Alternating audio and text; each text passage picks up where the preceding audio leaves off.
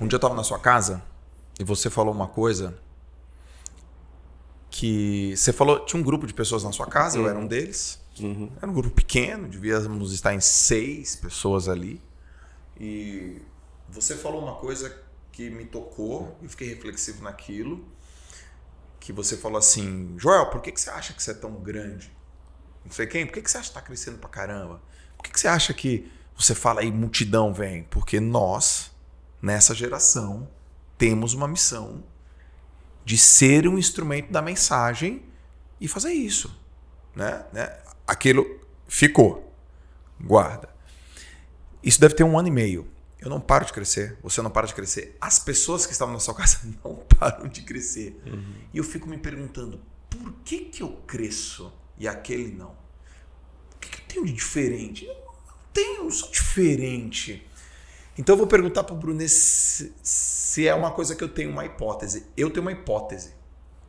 Que as pessoas que vêm crescendo, contribuindo com as pessoas, elas estão crescendo porque elas não absorvem os problemas das pessoas. Eu escuto, eu tenho uma compaixão, eu boto atenção, mas eu não absorvo. Eu não pego aquilo e eu não absorvo. Eu acredito que pelo fato de eu devolver com nutrição, eu nutro, e aí eu saio daquilo e desligo, eu acho que aí é Deus, com certeza, óbvio. Deus fala, então recebe mais. Você está pronto para receber mais, porque só uma pessoa que é capaz de receber uma multidão, não absorver, ela é capaz de receber mais ainda. E eu comecei a olhar os nossos amigos e eu falei, pô, esse aqui também não absorve não, cara. Puta, eu acho, será que o Bruno absorve? Você falou, não. Mas é que você me deu uma visão dos extremos, né? Tanto pro positivo, tanto pro negativo. E eu não absorvo. Eu não sei se eu estou sendo claro para você. Sim. Mas dentro da minha mente eu estou claro com o que eu estou explicando. E também, levando para o outro lado, a Bíblia diz que Deus abate o orgulhoso, mas dá graça ao humilde. Então, todo mundo que, por causa não para de crescer e tal, começa a achar que é alguém, está atraindo uma queda para a sua vida. Mas todo mundo que entende que está só entregando uma mensagem, Deus dá mais graça. O que é graça? Uma simpatia divina que as pessoas olham para você, gostei do Joel, vou seguir ele. Só viu um vídeo, cara. E vou comprar o curso dele. Só assistiu 3 vídeos e já está comprando o teu curso. Pô, a vida toda não comprou curso de ninguém, compra o teu. Por quê? Porque Deus deu graça a você. Então, e Deus só dá graça aos humildes. Então, é muito importante que a gente mantenha a nossa motivação correta. O que eu acho que muita gente também não cresce, não é só porque absorve o problema, que a motivação nunca foi boa. A motivação era só o dinheiro, era só o sucesso. É impossível você ajudar as pessoas e não ter dinheiro e sucesso, cara. Elas te dão isso. Impossível. É impossível, entendeu? Só que quando você faz pelo dinheiro e pelo sucesso, você não ajuda as pessoas. Entendeu? Você disfarça. Você cria um personagem. E, cara, eu acho que aqui é o que a gente precisa falar. Quem não é de verdade tem prazo de validade. Por exemplo, se eu falasse sobre alta performance, eu seria de mentira. Eu, Thiago Brunet, falando de alta performance, seria de mentira. É porque eu vi você falando, falei, caraca, isso dá certo, olha lá, ele botou 10 mil pessoas na live, hein? Ih, olha lá, tem 1000 curtidas, e isso dá certo. Vou falar, eu começo a ler tudo sobre alta performance, vou falar bonito sobre alta performance, só que eu não sou da alta performance. Entendi. Eu não acordo 5 horas da manhã, estou na academia, nadando e fazendo tudo que você faz. Então, você é de verdade quando você fala o que você realmente é, quando você fala só o que tem autoridade para falar. O que você tem autoridade para falar? As coisas que você passou na vida e venceu. Então, quando eu falo de inteligência emocional, sem ser psicólogo, sem ter nenhuma formação acadêmica em inteligência emocional, eu sou uma das pessoas mais escutadas nessa área. Exato. No nosso país. Quando eu falo, as pessoas param, sentam e... Por quê? Porque eu não tenho formação, mas eu tenho autoridade no assunto. Porque eu venci depressão, eu tive que perdoar muita gente que me feriu, que me enganou, que me traiu. Então, quando eu conto minhas experiências, eu passo autoridade. Então, quando eu falo só o que é verdade e sou de verdade, eu ganho durabilidade. Ou seja, eu corto o prazo de validade. Então, eu acho que muita gente começou na pandemia e depois desapareceu, porque eles começaram só montando um personagem em cima de algo que eles achavam legal. Mas se você falar só o que lê, só o que estuda, não convence as pessoas. Sim. O que convence é a autoridade de vida, é o que você passou e sobreviveu. As pessoas não são bobas, né, Brunet? Não, elas podem cair no primeiro momento. As pessoas são Mas boas. depois é questão de tempo elas olharem e falarem assim, não é isso. Né? Então, eu sempre procuro ser um cara com motivação correta, fazer pelas pessoas. Cara, quantas vezes já aconteceu da gente fazer um evento para fazer um pitch no final? Um pitch de venda. Tinha que fazer um evento para apresentar algum produto nosso do Instituto Destiny e no final fazer um pitch. Mas no meio que eu estava falando, começou a acontecer coisas tão extraordinárias e eu receber palavras que eu sabia que não estavam vindo de mim, as pessoas chorarem, que eu abri a mão. Você sabe como é difícil abrir mão, porque você já pagou pelo evento sozinho, porque você estava dependendo do pitch até para cobrir aquele evento. Eu falei, cara, eu vou encarar essa, mas eu não vou vender. Isso já aconteceu. Por quê? Porque eu senti que o que estava acontecendo ali não estava vindo de mim.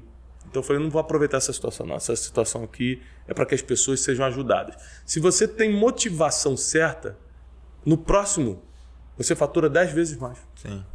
Porque aí é Deus do teu lado. É Deus respaldando a tua motivação.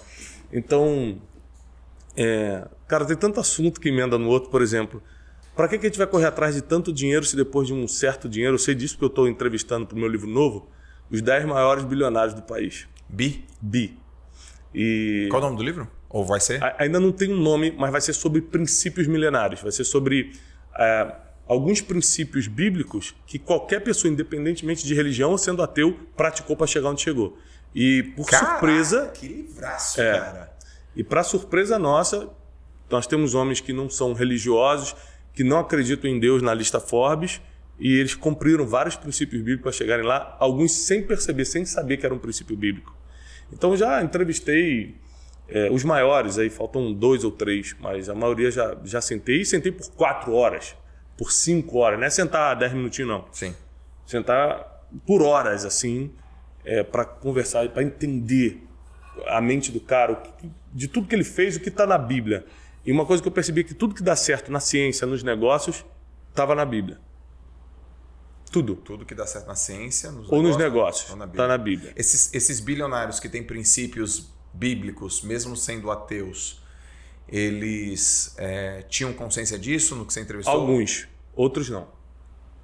Por exemplo, a verdade é um princípio inegociável na Bíblia. Beleza. Tem empresário que não tinha consciência que isso era um mandamento, um princípio inegociável e falou assim, cara, eu nunca menti para nenhum sócio, nunca menti para ninguém que era importante para mim por um motivo. Porque eu queria durar muito e eu sabia que se eu mentisse um dia, eu ia ser pego. Entendi. Eu escutei isso de um deles, anotei.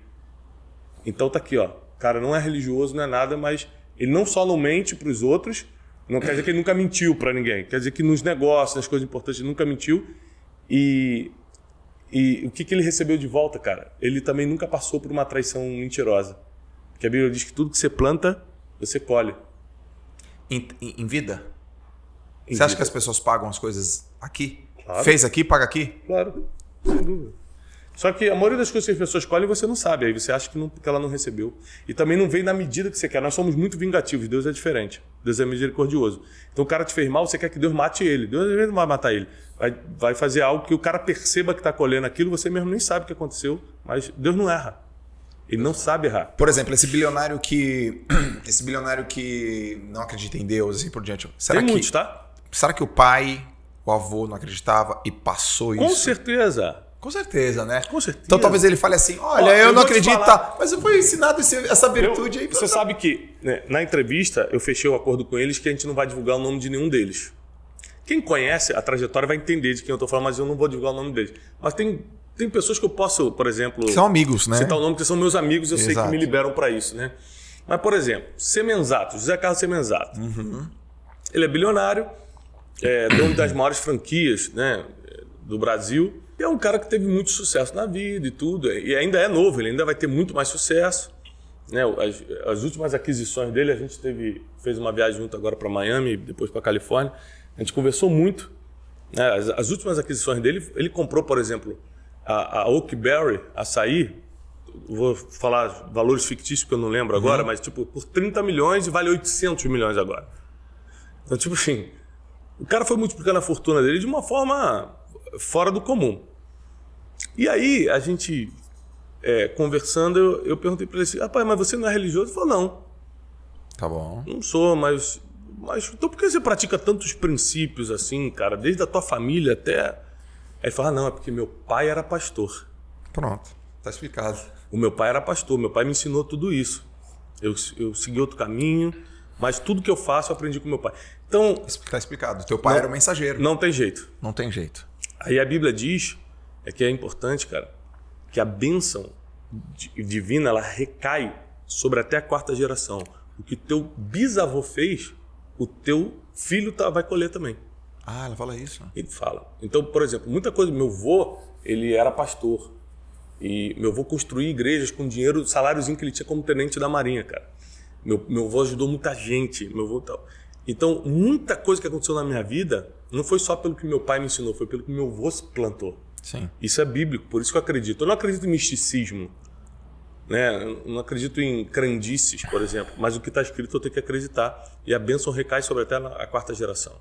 Então, por isso que a gente tem que ter muito cuidado com o que a gente faz, porque a maldição também. Então, por isso que você às vezes vê o avô que era bêbado, o pai que era bêbado, o filho que era bêbado.